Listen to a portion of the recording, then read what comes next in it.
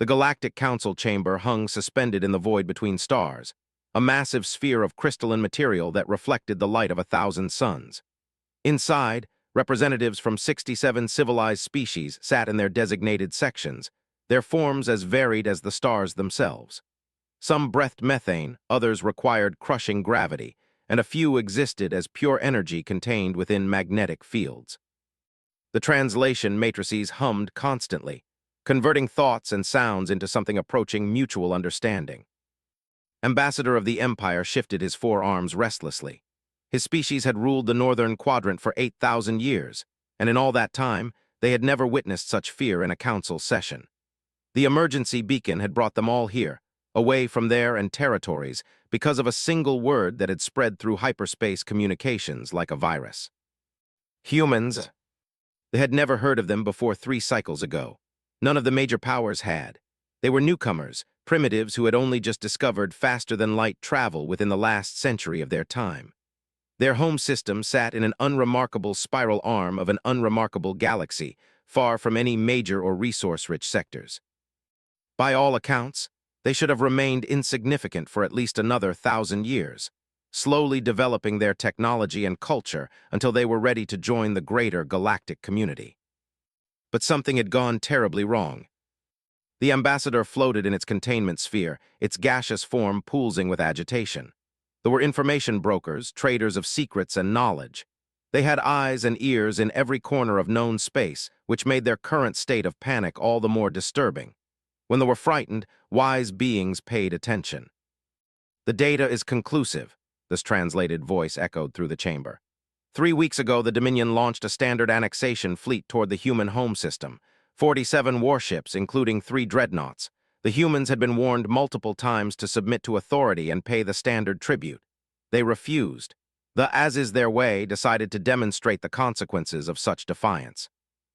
Knew the well, they were a warrior race, brutal and efficient. Their empire had been built on the bones of hundreds of conquered species. They believed in a simple philosophy: submit or be destroyed. For 5,000 years, this approach had served them well. Their military was considered the most powerful in 3 quadrants, and few species were foolish enough to challenge them directly. The fleet arrived at the human home system, a planet they call Earth, with standard demands, the continued. Surrender, submit to occupation, and provide 20% of their industrial output as tribute. The humans transmitted a single-word response: no. A ripple of nervous chittering and humming moved through the assembled representatives. To refuse was to invite annihilation. Most species negotiated, offered compromises, sought diplomatic solutions. Very few simply said no. The fleet commander, a decorated veteran of 100 campaigns, gave the humans one standard day to reconsider.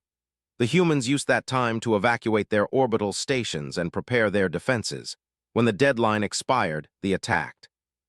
Central holographic display activated, showing a 3-dimensional representation of the Sol system. Leaned forward, his multiple eyes focusing intently on the unfolding tactical display. 47 red markers represented the fleet, arrayed in a standard attack formation. The human defenses appeared as green markers, pathetically few in number. Perhaps 24 defense platforms, a scattering of patrol ships, and nothing that could be classified as a true warship by galactic standards. The battle lasted 4 hours, the said, its form pulsing with an emotion the translation matrix identified as profound unease. They expected to overwhelm the primitive defenses within minutes. They were incorrect. The display showed the fleet advancing, their weapons systems opening fire. Plasma beams and missile salvos lanced toward Earth's defenses. The human platforms returned fire, their weapons primitive but surprisingly effective. Several ships registered damage, though nothing critical. The dreadnoughts advanced, preparing to crack the defense platforms like eggs. Then something changed on the display. A single new marker appeared, colored blue instead of green. It emerged from behind Earth's moon, accelerating at a rate that made several council members gasp. The velocity numbers climbing beside the marker seemed impossible for anything larger than a fighter craft. The humans deployed a single warship, they explained. They call it the Defiance. According to our intelligence, they built it in secret over the course of 20 years, pouring resources and technology into a single vessel rather than spreading their capabilities across a fleet. This was not ignorance or poor strategy. This was intentional. The blue marker closed with the fleet at incredible speed. Weapons fire erupted from the human ship, and the display erupted into chaos. Red markers began winking out with alarming rapidity. One of the dreadnoughts simply disappeared from the display in the first 30 seconds of engagement. "Impossible," someone muttered, realized it was himself speaking.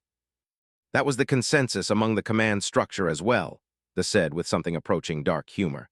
The Defiance is approximately 2 kilometers in length, larger than any warship the humans had previously constructed, but still smaller than a dreadnought. Its armor appears to be some form of hyperdense alloy that we have not yet identified. Its shields generate on a frequency that makes conventional weapons significantly less effective. And its armament. The display showed the human ship moving through the formation like a blade through flesh. Every few seconds, lances of coherent energy would erupt from its hull, and another red marker would vanish. The remaining ships attempted to focus their fire on the Defiance, but the human ship moved with impossible agility, evading most attacks and shrugging off those that connected. Preliminary analysis suggests the humans have developed weapons based on principles we have not encountered before, they continued. Their primary armament appears to manipulate fundamental forces at the quantum level. Where our weapons heat and destroy matter, human weapons seem to unmake it. The difference is profound. 15 minutes into the display, half the fleet was gone. The remaining ships attempted to retreat, but the Defiance pursued.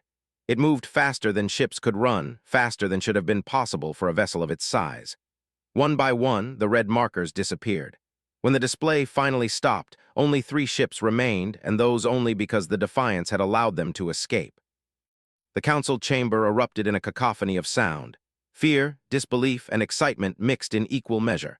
Felt his primary heart racing. In his entire career, he had never witnessed such a one-sided engagement. A single ship had destroyed 44 combat vessels, including 3 dreadnoughts, in less than 4 hours. Such a thing should not be possible.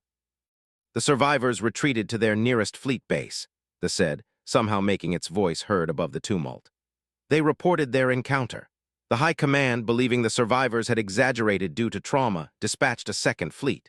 This one numbered 92 warships, including 7 dreadnoughts and the personal flagship of Admiral himself, a warrior who had never lost a battle in 400 years. The display reset, showing a new tactical situation. They had learned from their first encounter and approached with more caution. Their ships spread out to prevent the human vessel from picking them off easily. They entered the Sol system in a wide formation, scanning constantly for the Defiance. They found it waiting at the edge of the system, they said quietly. It was alone, a single ship facing an armada. The display showed the second battle, and if anything, it was more devastating than the first. The Defiance didn't wait for the to come to it. It accelerated toward them at a speed that made their defensive formations meaningless. By the time the ships could properly orient their weapons, the human ship was among them. What followed was not a battle, it was an execution. The Defiance moved through the formation like a predator among prey. Its weapons fired with perfect precision, each shot destroying or crippling a target. The returned fire with everything they had, thousands of weapons converging on the human ship, but it seemed to barely notice. Its shields flared and held. Its armor deflected what penetrated the shields, and its weapons never stopped firing. Admiral's flagship lasted longer than most, its heavier shields and armor providing some protection.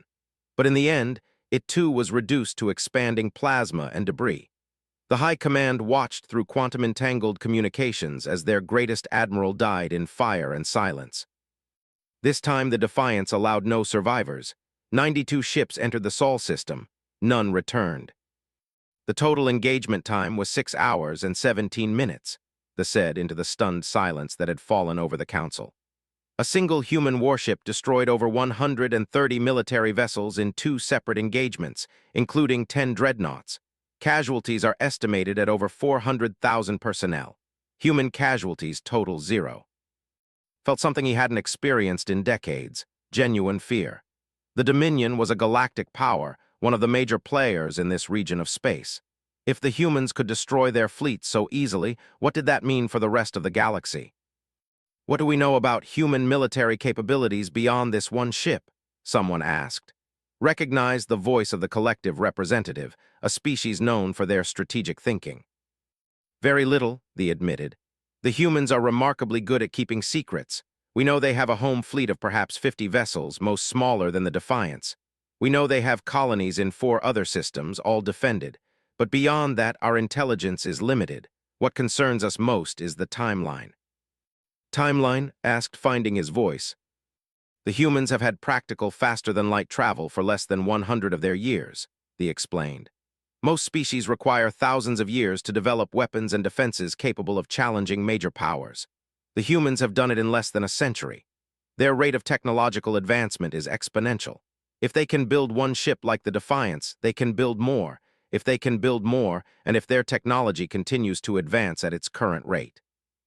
They didn't need to finish the sentence. Everyone in the chamber understood the implication. In another century, maybe less, the humans might possess a fleet capable of challenging any power in the galaxy. In 2 centuries, they might be unstoppable. What is the response? Someone asked. The High Command has declared total war against humanity, they replied. They are recalling fleets from across their empire. Intelligence suggests they are preparing an assault force of over 1,000 warships, including 40 dreadnoughts and the deployment of forbidden weapons from their vault worlds. The Empire will not accept this humiliation. They will either destroy humanity or be destroyed trying.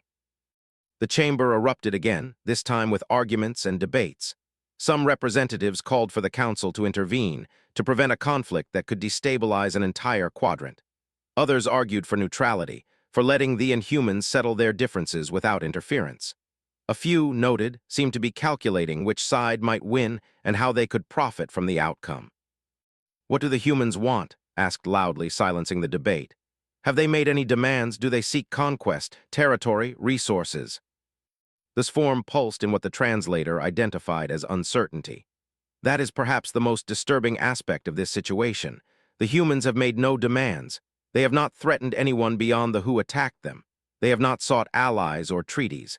After destroying the Second Fleet, they transmitted a single message to all nearby systems. The central display shifted, showing the translated text of the human message. It was brief, almost absurdly so considering the context. We wish to be left alone. We will defend ourselves. Choose wisely. Read the message 3 times, trying to find hidden meanings or threats. There were none.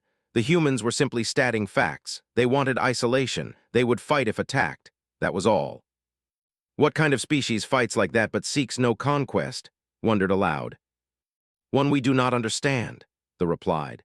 And that, Ambassador, is why we should all be very, very concerned. The humans have demonstrated that they can destroy any fleet sent against them. They are about to test whether they can do it again on a larger scale.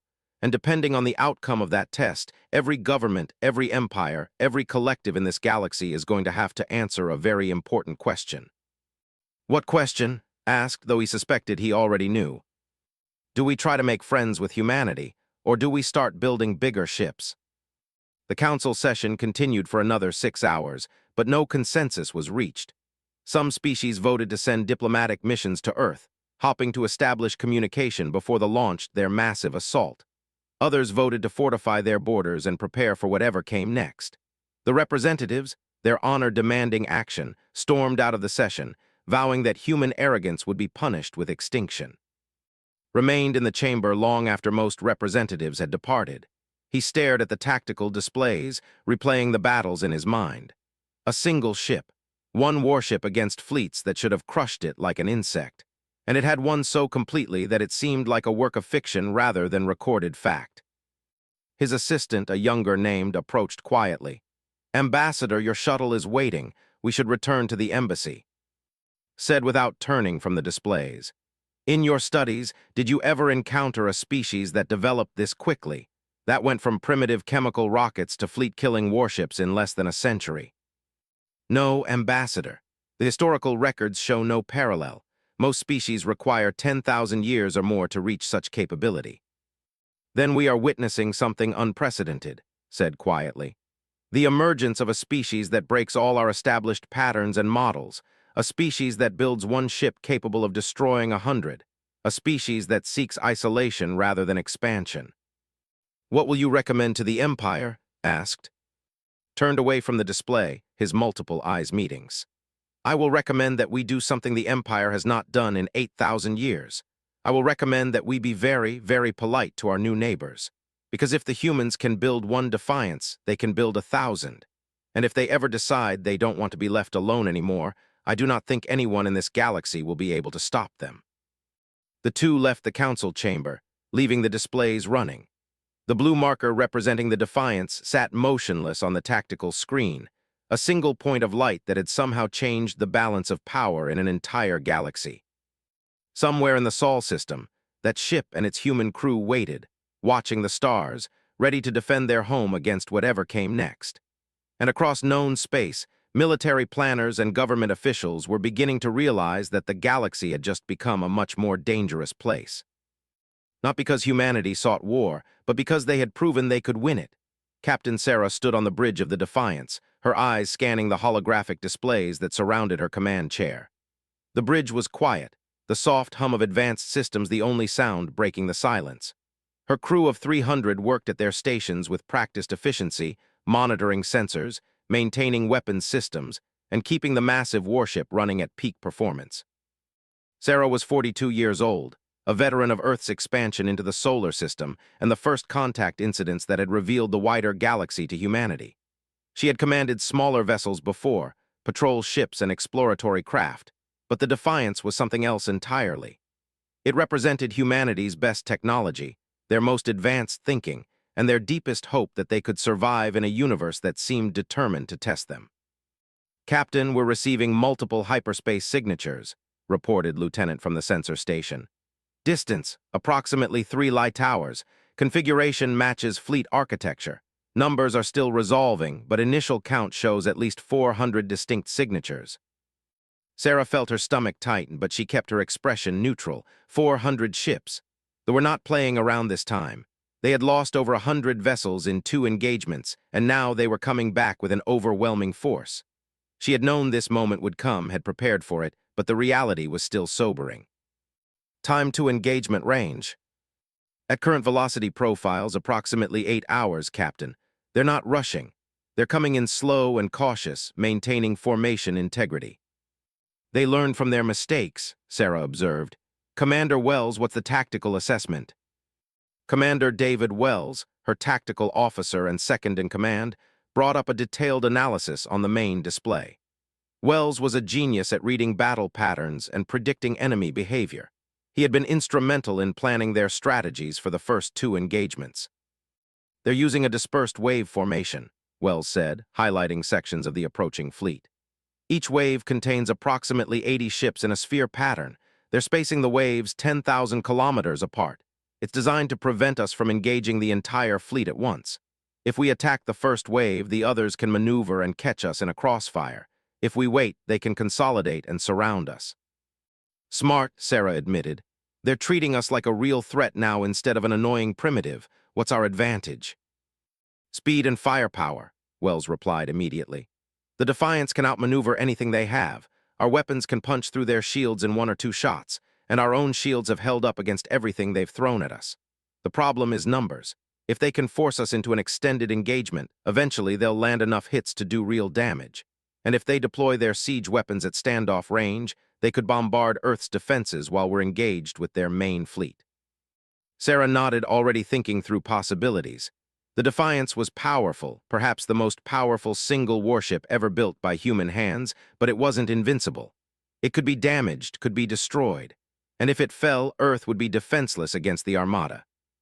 Send a message to Fleet Command, Sarah ordered. Inform them that they have arrived in force. Request that all defense platforms be brought to full readiness and that the civilian population continue evacuation protocols to the shelters. Time to execute Defense Plan Omega. Message sent, Captain. Fleet Command acknowledges and confirms readiness. Sarah stood from her command chair and walked to the forward viewport. Earth hung in the distance, a blue and white sphere that held 8 billion human souls. Those people were depending on her, on the Defiance, on the choices she would make in the coming hours. The weight of that responsibility was immense, but she had accepted it the day she took command of this vessel. Captain, incoming transmission from the fleet, reported the communications officer. It's on all standard frequencies. They want us to hear it. Put it through. The holographic display shifted to show a commander. The alien was massive, easily 3 meters tall, with 4 arms and gray armored skin. Its eyes were black and cold, reflecting a species that had built its empire on conquest and domination. When it spoke, the translator rendered its words into English, though the underlying growl was still audible. "Humans of Earth, I am Fleet Commander of the Dominion. You have destroyed 2 of our fleets and killed hundreds of thousands of our warriors. This is an offense that cannot be forgiven. This is an insult that must be answered with blood." Sarah crossed her arms, listening. The commander continued, its voice filled with controlled rage. "You believe your single warship makes you safe. You believe your clever technology and desperate tactics can protect you from the wrath of an empire that has conquered 1,000 worlds. You are wrong. We bring with us 400 vessels, the largest assault force assembled in a century. We bring weapons that can crack planets. We bring the fury of the people, and we will not stop until your world is ash and your species is extinct."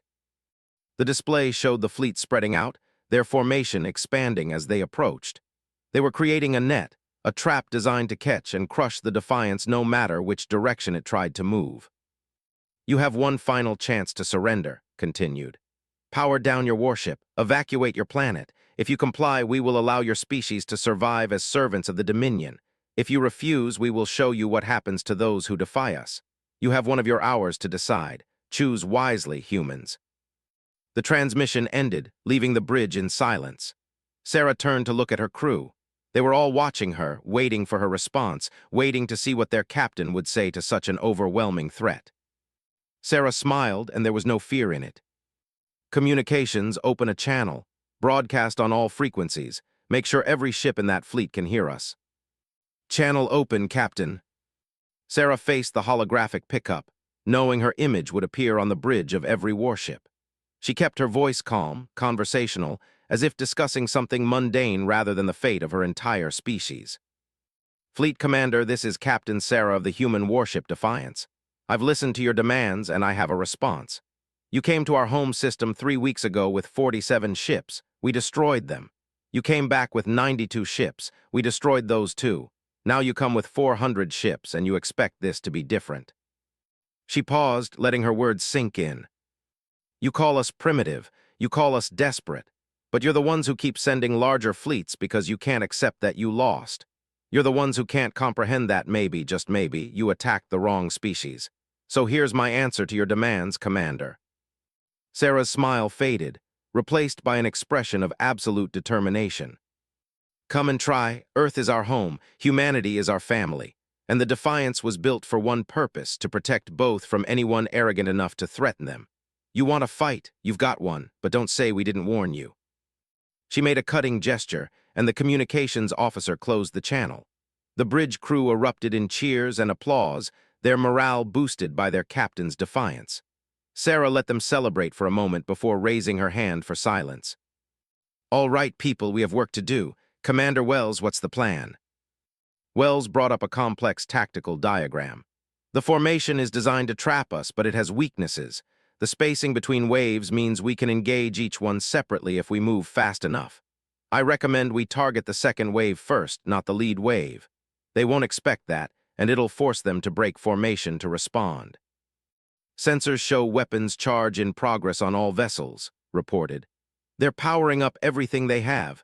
Heavy plasma cannons, missile tubes, kinetic accelerators. They're not holding anything back." "Neither are we," Sarah said. "Tactical, bring all weapons online, reactors to maximum output, shields to full power. Helm, plot an intercept course for the second wave, but make it look like we're heading for the first. I want them committed to the wrong response before we change direction." "Aye, Captain." The Defiance's systems hummed with increasing power. The ship's fusion reactors, operating on principles decades ahead of any other known technology, fed energy into weapons systems that could tear apart reality at the quantum level. The shields, a breakthrough in field manipulation that had required years of theoretical work and testing, created a defensive barrier capable of deflecting almost any conventional weapon. But what made the Defiance truly formidable was its AI-assisted combat system. Human reflexes and decision-making guided the ship, but the tactical computer could track thousands of targets simultaneously, predict enemy movements, and coordinate offensive and defensive systems with perfect precision. It was the marriage of human creativity and machine efficiency, and it gave the Defiance capabilities that seemed almost supernatural to observers. "Captain, the fleet is adjusting formation," reported. "They're consolidating the first two waves, probably in response to our course. They're trying to mass their firepower." "Perfect," Sarah said. "That's exactly what we want them to do. If they bunch up, our weapons become more effective. Helm, maintain current heading until we're in range, then execute evasion pattern Delta 7 and come around to hit them from their flank." "Pattern loaded and ready, Captain." The hours crawled by as the two forces closed with each other. Sarah watched the tactical display, noting every adjustment they made, every shift in their formation. They were good, she had to admit. Their commanders knew their business, and they were adapting their tactics based on what they had learned from the previous engagements. But they were still thinking in terms of conventional warfare, fleet against fleet, numbers and firepower deciding the outcome. The Defiance was designed to break those rules. "Weapons range in 5 minutes, Wells reported. "All systems are nominal. Targeting solutions are locked for the first 37 priority targets." "Very good. Wait until they open fire first. I want them committed." The fleet continued its advance. The lead wave now merged with what had been the second wave, creating a dense sphere of warships bristling with weapons. They were confident, Sarah could tell. They believed that sheer numbers would overwhelm the single human ship. They had probably never encountered a situation where more ships didn't mean automatic victory. "Fleet is entering maximum weapons range," announced. "They're locking targeting sensors. Energy signatures are spiking across their formation." "Steady," Sarah said calmly. "Let them shoot first." They opened fire with everything they had. The space between the two forces lit up with weapons fire, plasma beams and missiles and kinetic projectiles, creating a storm of destruction aimed at the Defiance. The sensors tracked over 1,000 individual weapons firing simultaneously, enough firepower to vaporize a small moon. The Defiance's shields flared to life, a shimmering barrier of warped space that deflected or absorbed the incoming fire. The ship shuddered slightly as particularly powerful shots impacted, but the shields held firm, dispersing the energy across their entire surface. A few missiles that got through the shield were intercepted by point defense lasers, exploding harmlessly hundreds of kilometers from the hull. "Shields holding at 93%, Wells reported. "Hull integrity at 100%, minimal power drain." "Good, Helm, execute evasion pattern now. Tactical open fire, target their capital ships first." The Defiance suddenly accelerated, moving with an agility that seemed impossible for a ship of its size. It slipped sideways through space, evading the concentrated fire from the formation, and then curved around to attack from an unexpected angle. As it moved, its weapons came to life. The main cannons, mounted along the ship's spine and flanks, fired coherent beams of energy that seemed to tear holes in reality itself. Where they struck shields, those barriers simply ceased to exist, and the beams continued through armor and hull as if they weren't there. Ships died in seconds, their reactors exploding in brilliant flashes that briefly illuminated the battlefield. The missile tubes launched salvos of hunter-killer drones, small autonomous craft that accelerated toward vessels and detonated with enough force to crack heavy armor. The point defense systems, designed to protect the Defiance, also served as offensive weapons at close range, their rapid-fire lasers cutting through fighter screens and smaller vessels like scissors through paper. Sarah watched the tactical display as the Defiance tore into the formation. The enemy ships were trying to adjust, trying to bring their weapons to bear on the fast-moving human warship, but they were too slow. The Defiance was already past them, already engaging targets on the other side of their formation, its weapons never stopping. "First wave is suffering heavy casualties," Wells reported, his voice filled with satisfaction. 58 ships destroyed, another 20 damaged and withdrawing. They're trying to collapse the formation inward, trap us in the center. "Don't let them, Helm, keep us moving. Never stay in one place for more than 10 seconds. Tactical, prioritize their command ships. Take out their coordination and they'll fall apart." The battle became a deadly dance, the Defiance moving through the fleet like a shark among schools of fish. Every few seconds, another enemy ship died. They tried everything, surrounding the human ship, focusing all their fire on a single point, attempting to predict its movements and fire ahead of it. Nothing worked. The Defiance was always somewhere else, always a step ahead, its weapons claiming more victims with each passing minute. Captain, the third and fourth waves are moving to engage, warned. They're coming in fast from multiple vectors. They're going to try to overwhelm us with sheer numbers. Sarah nodded. This was the critical moment. If the Defiance got caught between multiple waves, if they could pin it down and subject it to sustained fire from all directions, even their advanced shields might fail. This was the test that would determine whether one ship, no matter how powerful, could truly defeat an armada. Commander Wells, Sarah said quietly, remember what we discussed during the planning sessions, the contingency for overwhelming numbers. Wells smiled grimly. Yes, Captain, you want to use the Nova Pulse. I want to use the Nova Pulse, power it up. The Nova Pulse was the Defiance's ultimate weapon, a device that had been theoretical until 6 months ago. It used the ship's reactors to generate a massive burst of energy in all directions simultaneously, creating an expanding sphere of destructive force that would vaporize anything within a certain radius. The problem was that it required 30 seconds to charge and left the ship vulnerable during that time. Using it was an all-or-nothing gamble. Charging now, Wells reported. All available reactor output is being diverted to the Nova Pulse capacitors. Shields are being reconfigured to handle the backlash. 30 seconds to firing. Helm full defensive maneuvering. Keep as many ships as possible away from us during the charge window. Tactical, conventional weapons free. Make them keep their distance. The Defiance's movement became even more erratic, the ship spinning and dodging as it fought to maintain separation from the converging waves.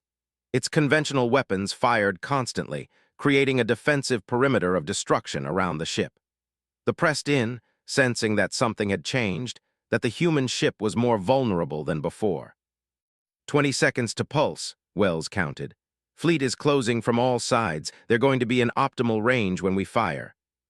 That's what we're counting on. Hold steady. The commanders had finally realized what was happening. Their ships began to retreat, trying to gain distance from the Defiance, but they were too close, too committed to their attack. The human ship had led them into a trap, and now it was about to spring shut. 10 seconds, 9, 8. Sarah gripped the arms of her command chair, watching as hundreds of ships surrounded her vessel. This was it. This was the moment that would decide the battle and possibly the war. If the Nova Pulse failed, if the shields couldn't protect them from their own weapon, the Defiance would die and Earth would fall. 3, 2, 1, firing. Nova Pulse erupted from the Defiance in a perfect sphere of annihilation. It expanded outward at near-light speed, a wave of energy so intense that it appeared as a blinding white light against the darkness of space. Warships caught in the expanding sphere simply ceased to exist, their shields offering no protection against a weapon that operated on fundamentally different principles than anything they had encountered before. The pulse expanded for 3 seconds before dissipating, leaving behind a spherical void of empty space where moments before there had been over 200 warships. The Defiance sat at the center of that void, its shields flickering but holding, its hull intact despite the tremendous energies it had just released. Sarah blinked away the afterimages, her eyes adjusting to the sudden darkness. The tactical display updated, removing the markers for destroyed ships and recalculating the battlefield situation. The remaining fleet, now reduced by more than half, was in complete disarray. Ships were breaking formation, some retreating, others holding position as if frozen in shock. "Damage report," Sarah ordered, her voice cutting through the stunned silence on the bridge. "Shields are down to 42%. Commander Wells reported, working quickly at his station. "Multiple generators are cycling to cool down. Hull integrity is at 96%, minor stress fractures on the forward sections from the pulse backlash. All weapons systems are operational. Reactors are functioning but running hot. We'll need to reduce output for the next few minutes to prevent overheating." "Acceptable. Helm, get us out of the center of their formation. Move toward the outer edge where we have more maneuvering room. Tactical, conventional weapons only until the reactors stabilize. Target the ships that are still organized." The Defiance moved away from the site of the Nova Pulse, its engines burning at maximum safe thrust.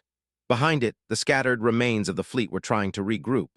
Sarah could see on the tactical display that some of their commanders were attempting to rally their ships, to reform their battle lines and continue the fight. But the heart had gone out of the attack. They had come with overwhelming force, confident in their numerical superiority, and they had watched more than half their fleet vanish in 3 seconds. "Captain, we're receiving multiple transmissions from vessels." the communications officer reported. Some are retreat orders, others are arguing about whether to continue the engagement. Their command structure seems to be breaking down. Let them argue, Sarah said. In the meantime, we keep fighting. Every ship we destroy now is one less ship that might attack Earth in the future. The Defiance targeted the vessels that were still maintaining formation, the ones whose commanders had enough discipline or courage to continue fighting despite the losses they had suffered. Sarah felt no joy in the destruction, only grim determination. She had not wanted this war, had not sought these battles, but now that the fight was here, she would finish it decisively. The human warship's conventional weapons reached out across the void, and more ships died. Some tried to run, accelerating toward the system's edge and safety. Sarah let most of those go, but she marked the ones that seemed to be positioning for a bombardment run toward Earth's orbit. Those ships she destroyed without hesitation. Captain, sensors are detecting a massive energy buildup on the flagship, Lieutenant said urgently. It's far beyond normal weapons signatures. I think they're preparing to fire a siege weapon. Sarah's attention snapped to the tactical display, focusing on the largest remaining vessel. It was a dreadnought, larger than any other ship in the fleet, and it was holding position rather than retreating or advancing. Energy readings coming from the vessel were off the scale, suggesting a weapon system that dwarfed anything the Defiance had encountered so far.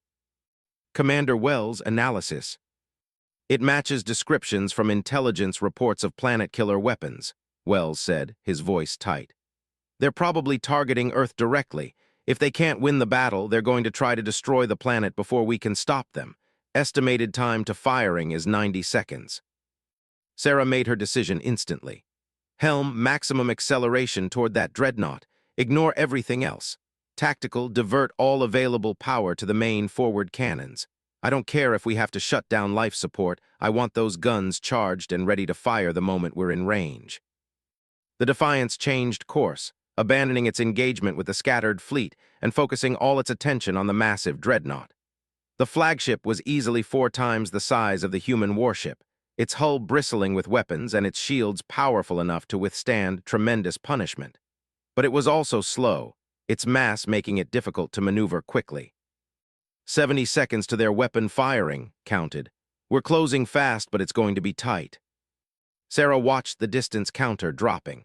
The Defiance was moving at its maximum safe speed, pushing its inertial dampeners to their limits to prevent the crew from being crushed by the acceleration. The dreadnought grew larger in the viewport, its hull marked with battle scars from 1,000 campaigns. Their weapon is fully charged, Wells reported. They're targeting Earth. If they fire, there's nothing between that beam and our. How long until we're in effective range for the main cannons? 20 seconds, Captain. Time until they fire? 30 seconds, but that's an estimate. They could fire earlier if they detect our approach. Sarah gripped the arms of her command chair. 20 seconds to get into range, 10 seconds of vulnerability while they could fire their planet killer at any moment. It was a race, and the fate of billions hung in the balance. Helm, transfer all shield power to forward shields.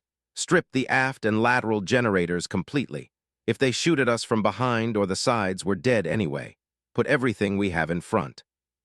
Aye, Captain. Forward shields now at 200% of normal power. The Defiance closed with the dreadnought, its forward section now enclosed in a shimmering barrier of concentrated defensive energy.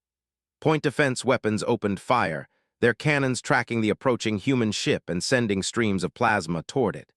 Most of the shots were deflected by the enhanced forward shields, but a few penetrated, scorching the hull armor. 10 seconds to optimal firing range, Wells counted. Main cannons are charged and ready, target lock is established. Captain, the vessel is showing massive energy surge, warned. They're firing their weapon now. Sarah saw it on the display. The dreadnought's main weapon, a massive cannon that ran the length of its forward section, began to glow with terrible power. In moments, it would release a beam capable of cracking Earth's crust and rendering the planet uninhabitable. She could not allow that to happen. Fire main cannons, Sarah ordered. Everything we have now. The Defiance's forward weapons unleashed their full fury at point-blank range. 4 massive beams of quantum disruption energy struck the dreadnought's forward shields simultaneously. The shields, powerful though they were, could not withstand such concentrated force at such close range. They collapsed in a shower of energy, and the beams continued through to the hull. The beam struck the dreadnought's main weapon just as it was reaching critical charge. The result was catastrophic.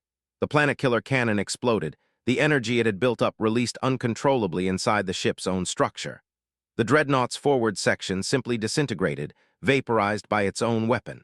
Secondary explosions rippled through the vessel as reactors lost containment and ammunition stores detonated.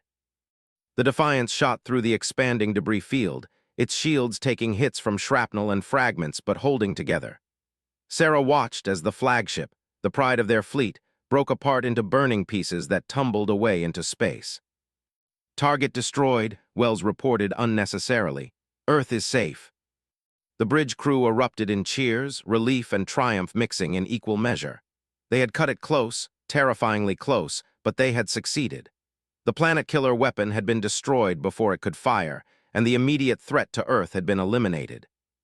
Sarah allowed herself a small smile, but she raised her hand for silence. "Status of remaining forces."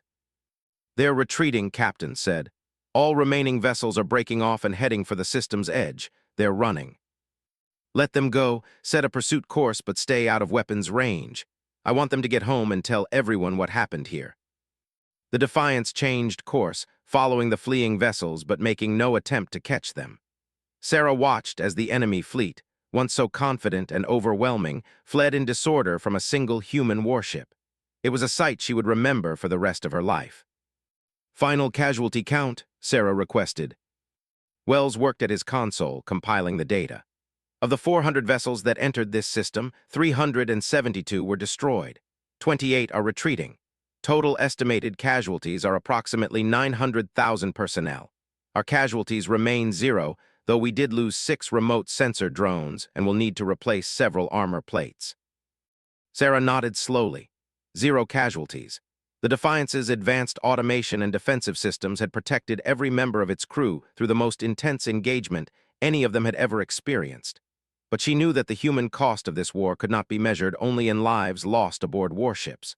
They had threatened to destroy Earth itself, and even though that threat had been stopped, the fear and trauma of knowing how close they had come would remain with the population for years.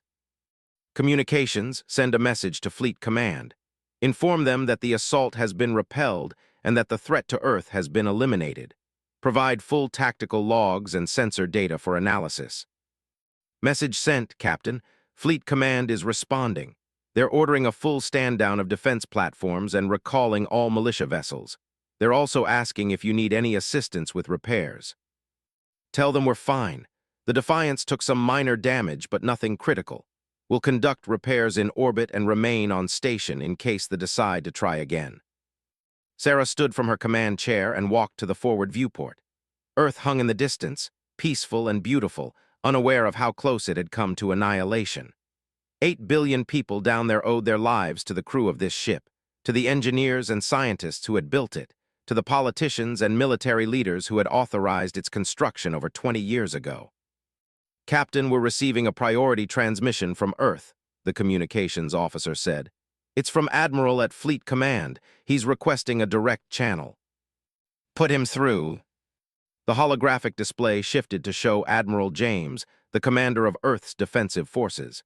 He was an older man, his hair gray and his face lined with the stress of recent weeks.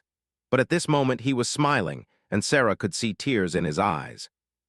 "Captain, on behalf of every person on Earth, I want to thank you and your crew. You've saved us. You've saved all of us." "Just doing our job, Admiral," Sarah replied, "though I'll admit it was closer than I would have liked. I've been watching the tactical feeds. My God, Sarah, I've never seen anything like it. A single ship against 400, it shouldn't have been possible." "They made the mistake of underestimating us," Sarah said. "They thought numbers were all that mattered. They didn't understand that sometimes quality beats quantity, and that sometimes one ship with the right technology and the right crew is worth 1,000 conventional vessels." "The Council is convening an emergency session," said. "Word of this battle is spreading through the network. Every major power in this part of the galaxy is going to be watching humanity now, wondering if we're a threat or an opportunity." "What's the political situation? Are we going to face more attacks?" "Unknown. Intelligence suggests they are in shock. They've never lost an engagement this badly, and they're not sure how to respond. Some of their leadership is calling for continued warfare, but others are urging caution. The loss of nearly 400 ships and over 1 million personnel in 3 separate battles has hurt them badly. They might sue for peace. Or they might come back with even more ships, Sarah said. We can't assume this is over. Agreed, which is why I'm ordering the Defiance to remain on high alert. You're Earth's first and best line of defense, Captain. As long as you're out there, our people can sleep a little easier. Understood, Admiral. We'll be ready for whatever comes next. The transmission ended, and Sarah returned to her command chair. Her crew had returned to their stations, running diagnostics and making repairs where necessary. The battle was over, but their vigilance could not end. The Defiance had proven itself 3 times now, but Sarah knew that reputation was a double-edged sword. Yes, potential enemies would think twice before attacking Earth. But they would also be working on ways to counter the Defiance, to overcome its technological advantages, to find weaknesses they could exploit. Captain, long-range sensors are detecting multiple hyperspace transitions at the edge of the system, reported. Configuration doesn't match signatures. Analysis suggests they're scout ships from various species. They've come to see what happened here. Let them look, Sarah said. Let them see what the Defiance can do. Let them take that information back to their governments and their military commanders. Maybe if enough of them see what we're capable of, they'll decide that attacking humanity isn't worth the cost. And if they don't, Wells asked. Sarah looked at her tactical officer and friend. Then we'll do what we've done 3 times already. We'll protect our home. We'll defend our people. And we'll prove once again that humanity is not to be trifled with. The Defiance continued its patrol of Earth's orbital space, a silent guardian watching over the planet below. Its hull bore new scars from the recent battle, but its weapons remained charged and ready, its shields prepared to deploy at a moment's notice. The ship was ready for war, but it hoped for peace. And across the galaxy, in the chambers of power and in the halls of military command, beings of 100 different species looked at their tactical reports and their intelligence assessments and came to the same conclusion. Humanity was no longer a primitive species to be ignored or conquered at will. They were a force to be reckoned with, a power that had announced its presence with thunder and fire. One human warship had changed the balance of power in an entire region of space, and everyone watching wanted to know the same thing. If one ship could do this, what could humanity accomplish with a fleet? Sarah knew the answer to that question, but she kept it to herself. The Defiance was not alone. In shipyards across the solar system, in secret construction facilities on Mars and in the asteroid belt, more ships were being built. Ships like the Defiance, armed with the same terrible weapons and protected by the same advanced shields. Humanity had learned the lessons of its first encounters with galactic civilization, and those lessons had been written in fire and blood. Be strong, be ready, and never ever show weakness to those who would exploit it. The Defiance hung in space, watching and waiting, a monument to human ingenuity, and 3 months after the Third Battle of Earth, Ambassador of the Empire found himself approaching the Sol system aboard a diplomatic courier ship. The journey from space had taken weeks, even using the fastest hyperspace lanes, and during that time had reviewed every scrap of intelligence available about humanity and their mysterious warship. The information was frustratingly sparse. Humans kept their secrets well, their communications encrypted with systems that resisted even the most sophisticated code-breaking efforts. What was known came primarily from the tactical recordings of the 3 battles, and those recordings raised more questions than they answered. Ambassador, we are receiving a hail from Human Space Traffic Control, his pilot informed him. They are requesting identification and purpose of visit. Inform them that I am Ambassador of the Empire, here on a diplomatic mission approved by Earth's government. Transmit our credentials and request permission to approach Earth orbit. While the pilot handled the communications, gazed through the viewport at the Sol system. It looked peaceful, unremarkable in many ways. A yellow star of average size, with several rocky inner planets and gas giants in the outer orbits. Nothing about the system suggested it was home to a species that had fundamentally changed galactic power dynamics in less than a century. We have received clearance, Ambassador. We are being provided with a flight path to Earth orbit and coordinates for docking with their primary space station.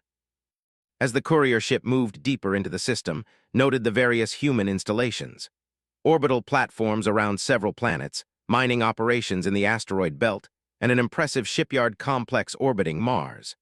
Sensors picked up dozens of vessels moving through the system, most of them civilian transports and cargo haulers, but also several military patrol craft. And then there was the Defiance.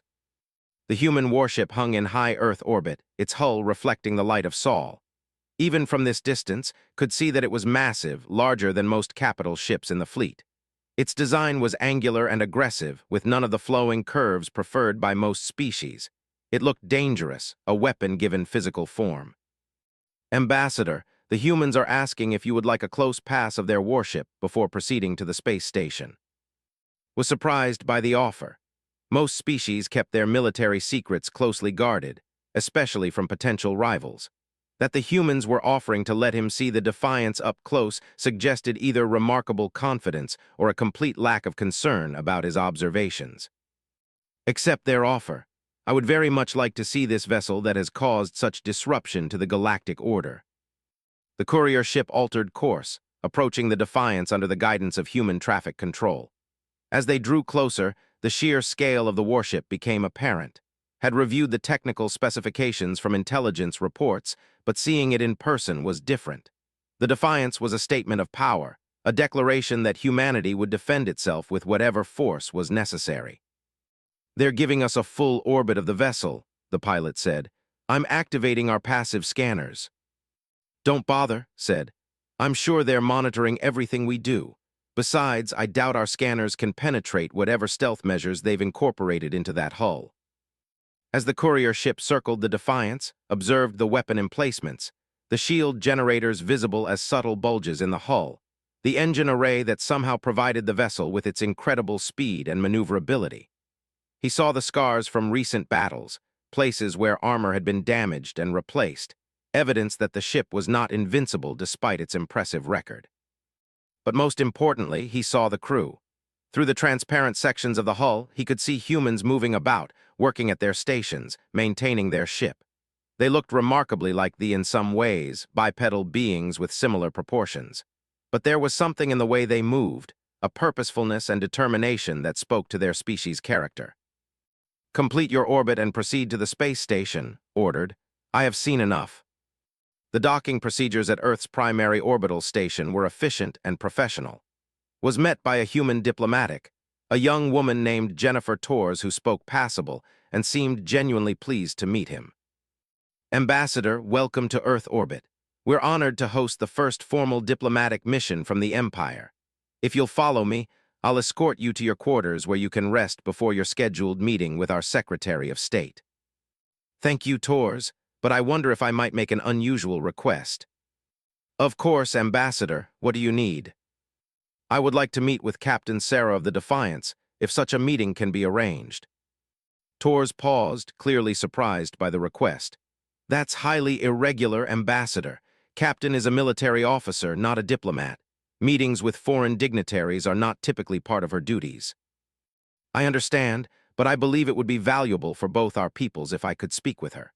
She is, after all, the person who has most directly shaped current perceptions of humanity's military capabilities. If I am to advise my government on how to proceed with our relationship with Earth, I should understand the thinking of those who command your defenses." Torres considered this for a moment, then nodded. "I'll transmit your request to Fleet Command. I can't promise anything, but I'll do my best to arrange it." To his surprise, approval came within the hour. Captain would receive him aboard the Defiance the following day. In the meantime, he was free to explore the human space station and prepare for his formal diplomatic meetings. Spent the evening reviewing human culture and history, trying to understand the species that had so suddenly become important to galactic politics. What he found was fascinating, and more than a little disturbing. Humans were a young species, having achieved industrial civilization only centuries ago. But their rate of advancement was extraordinary, each generation building on the achievements of the previous one with remarkable consistency. They were also a warlike species, though not in the way of the. Human history was filled with conflicts, but also with periods of cooperation and cultural exchange. They seemed capable of both terrible violence and profound compassion, often simultaneously. Their literature and art explored themes of heroism and sacrifice, of defending the weak and standing against tyranny. Most tellingly, humanity had a concept they called the underdog, the idea that a weaker party could overcome a stronger one through determination, cleverness, and sheer refusal to surrender. This concept appeared throughout their culture, in their stories and myths and historical accounts. It seemed to be fundamental to their self-image. Looking at the records of the three battles against could see this philosophy in action. The humans had been outnumbered by conventional measures and had every reason to surrender or flee. Instead, they had chosen to fight, and they had won through superior technology and tactics. They had made themselves the underdog that triumphed against overwhelming odds. The next morning was transported to the Defiance via shuttle. As he approached the warship, he felt a mixture of anticipation and trepidation. This vessel had destroyed over 500 enemy ships in 3 separate engagements. He was about to board it and meet the woman who commanded it. The docking procedure was smooth, and was met by a human officer who introduced himself as Commander David Wells, the ship's tactical officer and second-in-command. Wells was polite but reserved, his manner professional as he escorted through the ship's corridors.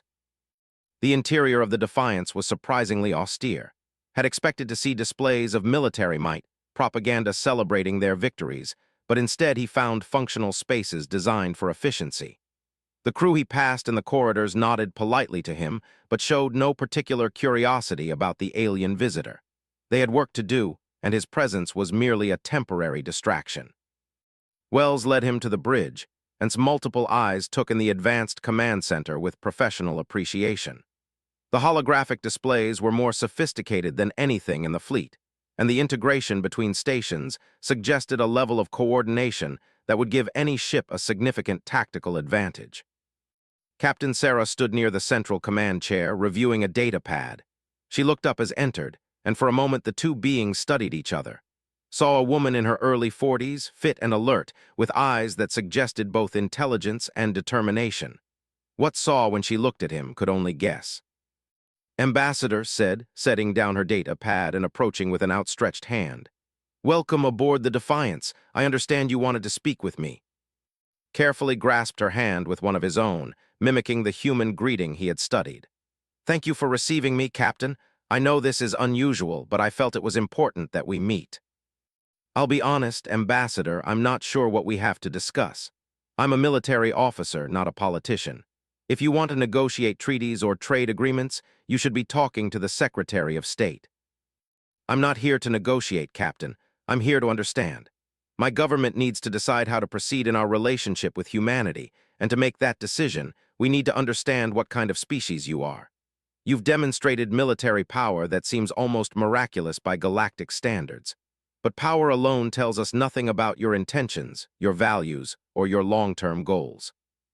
Nodded slowly, then gestured to a conference area adjacent to the bridge. "All right, Ambassador, let's talk. Commander Wells, you have the bridge." In the conference room, with just the two of them present, the atmosphere became less formal. Ordered drinks from the ship's synthesizer, providing with a beverage compatible with biology and taking a coffee for herself. They sat across from each other and found himself fascinated by the human captain's directness. "What do you want to know?" asked. "Everything," replied. "But let us start with the most important question. Why did humanity build the Defiance? Most species spread their resources across many vessels, building fleets rather than focusing on a single ship. You made a different choice. Why?" Took a sip of her coffee before answering. "Because we learned early that we were entering a dangerous galaxy. Our first contact with another species was not pleasant.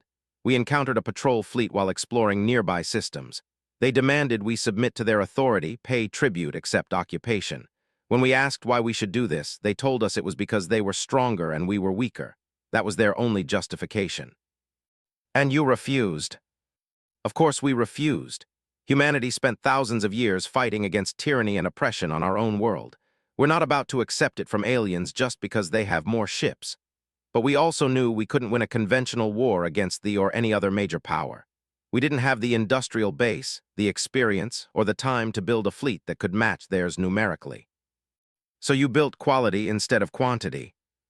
"We built a symbol," corrected. "The Defiance is more than just a warship, Ambassador. It's a statement that humanity will not be conquered, will not be intimidated, and will not accept the galaxy's power structures as inevitable. We poured our best technology, our finest thinking, and our deepest commitment into this one vessel.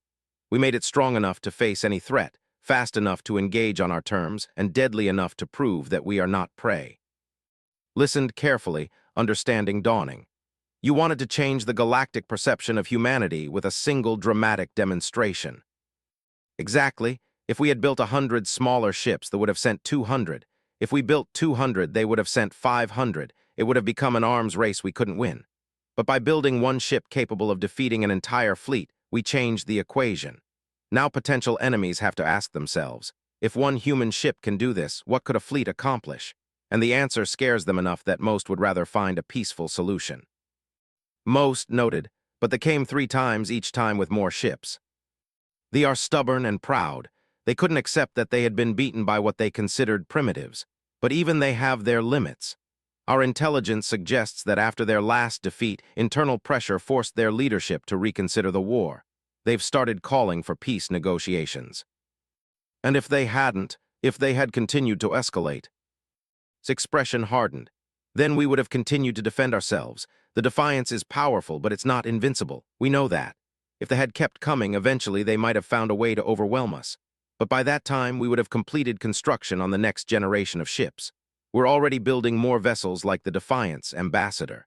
This ship bought us time, and we're using that time to ensure that humanity can defend itself against any threat. Felt a chill run through his body. More ships like the Defiance. A fleet of vessels, each capable of destroying hundreds of enemies. If humanity continued to advance at its current rate, in a century they might possess military power rivaling any galactic empire. "You're frightening the galaxy, Captain," said quietly. "Every species that has received reports of your battles is asking the same question. What do the humans want? Are you going to be content with defending your territory, or will you eventually start expanding, conquering, building an empire of your own?" Met his eyes directly. "We want what every species wants, Ambassador. Safety, prosperity, and the freedom to pursue our own path. We have no interest in conquest or empire building. We've seen what that looks like from the inside, and it's not who we want to be. But we will defend ourselves, our allies, and our values against anyone who threatens them. If that makes us frightening, so be it. Better to be feared and left alone than to be weak and conquered. And yet you must know that your actions have consequences beyond your immediate defense. By demonstrating such overwhelming military power, you've disrupted the balance of power that has maintained relative stability in this region for thousands of years. Powers like the built their empires on the assumption that force determined right. You've challenged that assumption, and not everyone will appreciate it." "Good," said firmly. "That assumption was wrong and cruel. The strong shouldn't be able to prey on the weak simply because they can. If our existence challenges that paradigm, if our success in defending ourselves makes other species reconsider their aggressive policies, then we've done more than just protect Earth. We've started to change the galaxy for the better." Was silent for a long moment, considering her words. This was not the response of a typical emerging species. Most young civilizations either sought to emulate the established powers or tried to avoid their attention entirely. Humanity was doing neither. They were challenging the fundamental assumptions of galactic civilization, and they had the power to make that challenge stick. "May I ask you a personal question, Captain?" "Go ahead." "When you face an enemy fleet, when you know that the next few hours might determine the survival of your species, what do you feel?" Thought about this, her expression distant. Fear at first. Anyone who says they don't feel fear in combat is either lying or broken. But then the training takes over the focus on the task at hand.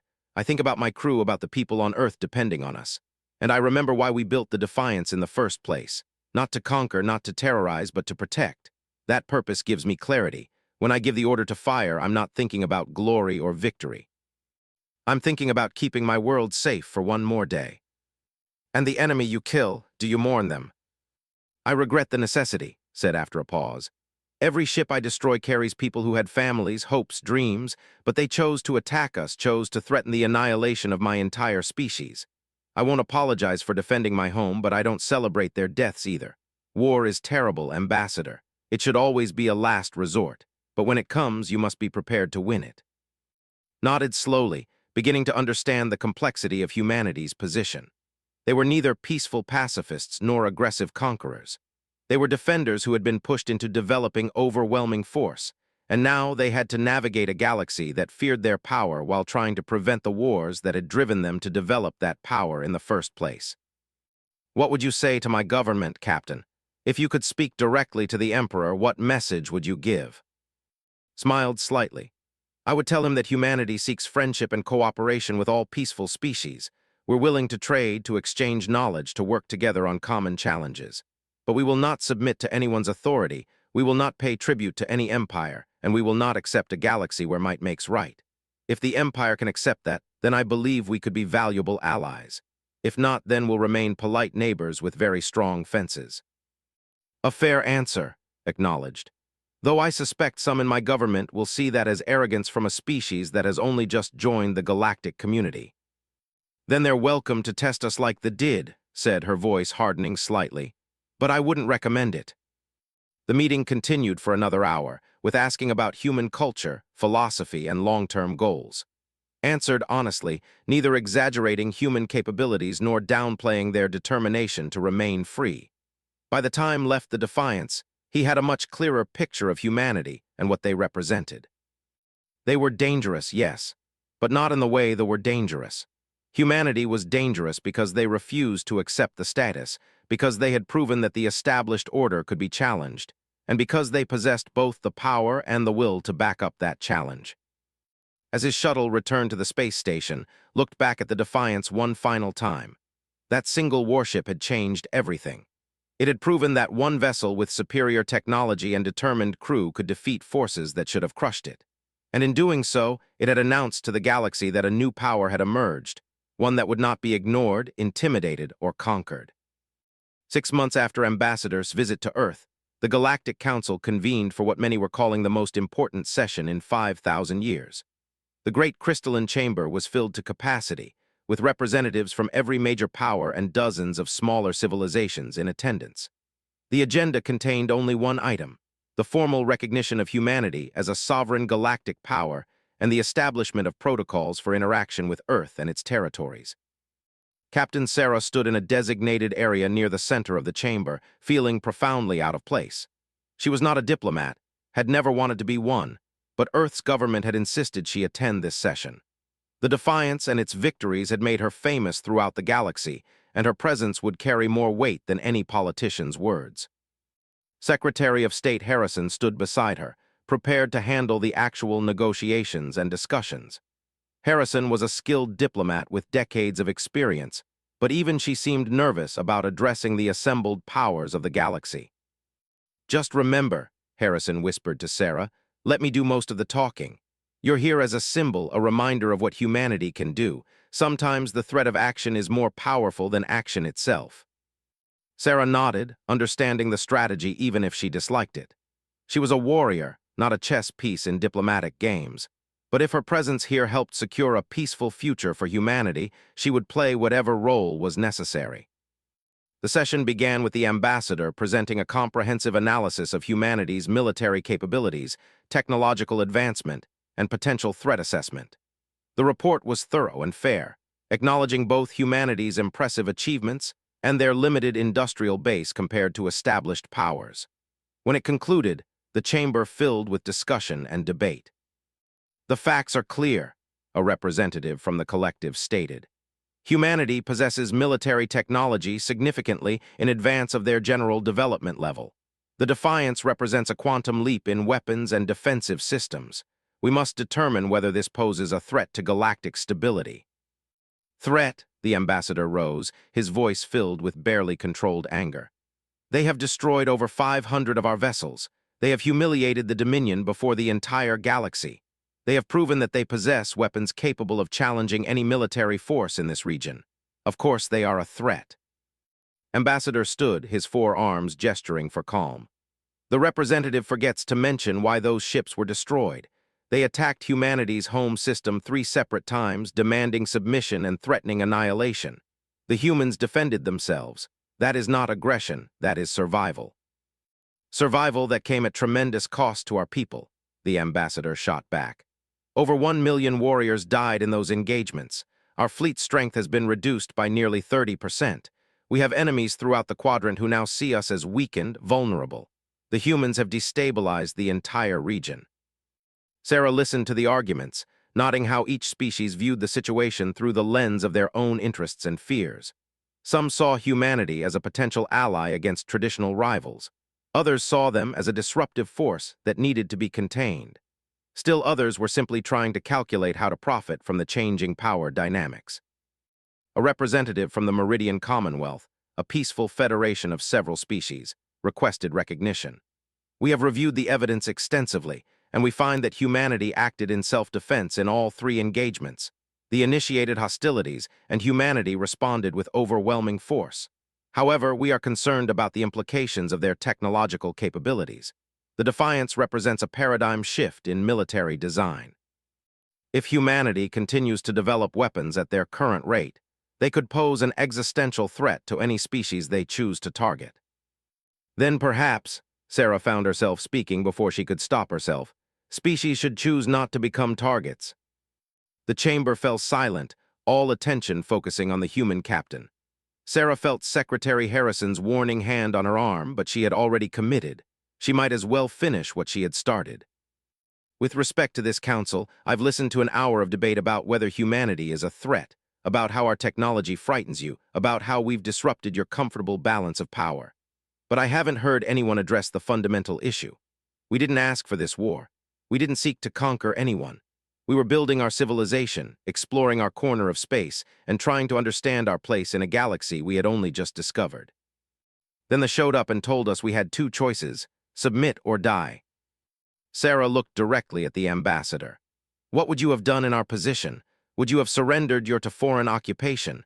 Would you have paid tribute to an empire that saw you as nothing more than a resource to be exploited?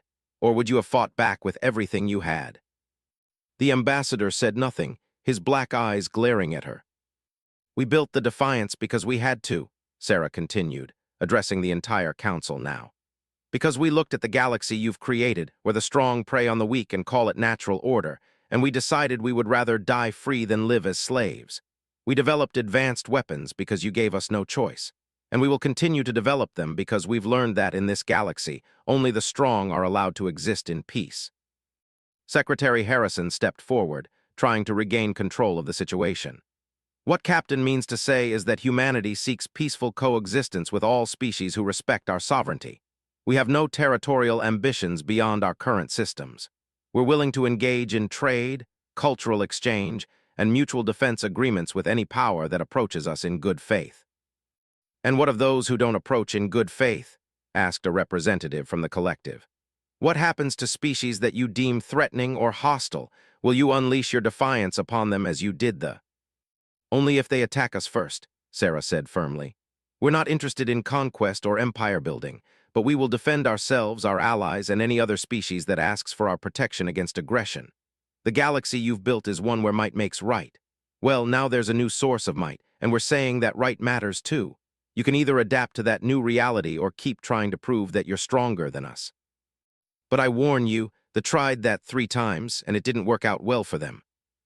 The chamber erupted in discussion, some representatives alarmed by Sarah's bluntness, others intrigued by humanity's stated principles. Ambassador rose again, his voice cutting through the chaos. The Empire has studied humanity extensively over the past months. We have reviewed their history, their culture, their philosophical traditions. What we have found is a species that values freedom, that resists oppression, and that has repeatedly chosen to fight against overwhelming odds rather than submit to tyranny. These are not the characteristics of a conquering empire. These are the characteristics of a species that will be a formidable ally or a terrible enemy, depending on how they are treated. The Empire proposes formal diplomatic recognition of humanity as a sovereign power, with all the rights and responsibilities that entails. We further propose that an exclusion zone of 5 light-years be established around their current territory, within which no military operations by other powers may take place without human consent. Finally, we propose that humanity be offered full participation in this council, with all the privileges and obligations of membership. The proposal caused another wave of debate. Offering council membership to such a young species was unprecedented, but its reasoning was sound. Better to include humanity in the galactic community, to give them a stake in maintaining order, than to treat them as outsiders who might develop into a threat. The ambassador stood stiffly. The Dominion cannot support this proposal. We cannot reward aggression and military escalation by granting the humans legitimacy. Then the Dominion can remain in a state of war with humanity, replied calmly. But I suspect your people are tired of losing fleets to a single human warship. Peace is available, but it requires accepting that humanity will not be conquered. For a long moment the ambassador stood frozen, his pride warring with pragmatism.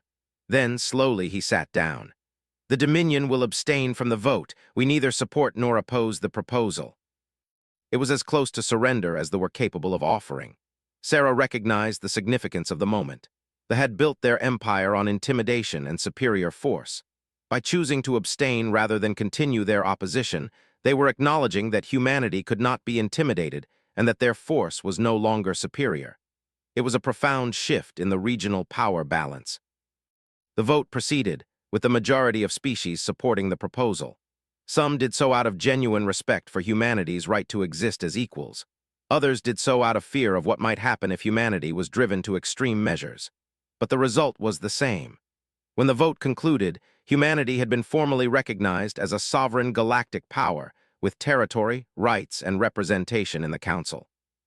Secretary Harrison handled the formal acceptance with grace and dignity, thanking the Council and promising that humanity would be a responsible member of the galactic community. Sarah stood beside her, the visible symbol of the military power that had made this moment possible. After the session concluded, Sarah found herself approached by dozens of ambassadors, all seeking to introduce themselves and establish cordial relations. She handled these encounters with as much diplomacy as she could manage, though her mind kept drifting back to the Defiance and her crew.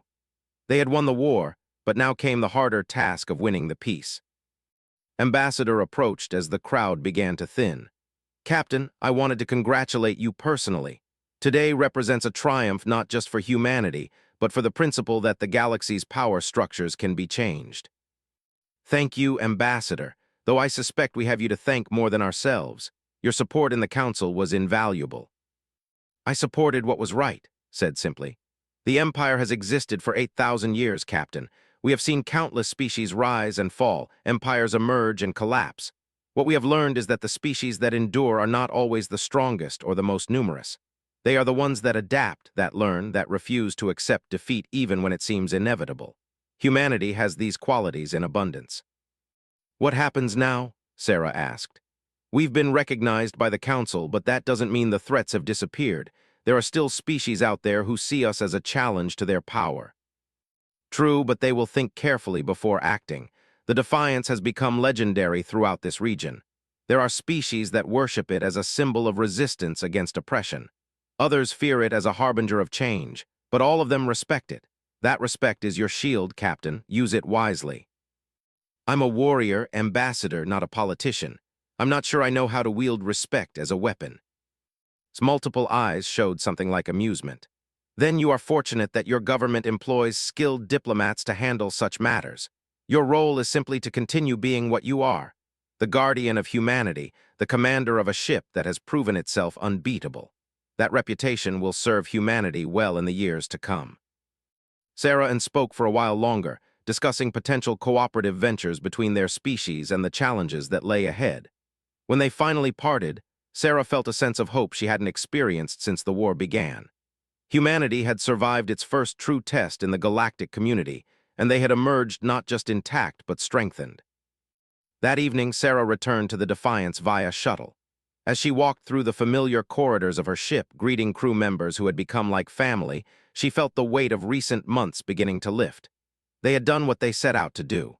They had protected Earth, proven humanity's strength, and secured a place for their species among the stars. On the bridge, Commander Wells was overseeing the night watch. He looked up as Sarah entered, a question in his eyes. We did it, David, Sarah said simply. We're in. Full diplomatic recognition, council membership, the works. Humanity is officially a galactic power. Wells smiled, and Sarah saw the relief in his expression. So what's next, Captain? Do we go home, stand down from alert status? Sarah walked to the forward viewport, looking out at the stars. Somewhere out there were species that still saw humanity as a threat, powers that would test them again in the future. The galaxy was a dangerous place, and one warship, no matter how powerful, could not protect humanity forever. "We do what we've always done," Sarah said. "We watch, we wait, we stay ready. The Defiance bought humanity time and respect, but we have to prove every day that we deserve both. So we remain vigilant, David. We remain ready to defend our home and our people against any threat. And if no threats come, then we'll have succeeded in creating a peace worth maintaining. That's the real victory, David. Not the battles we win, but the battles we prevent from happening."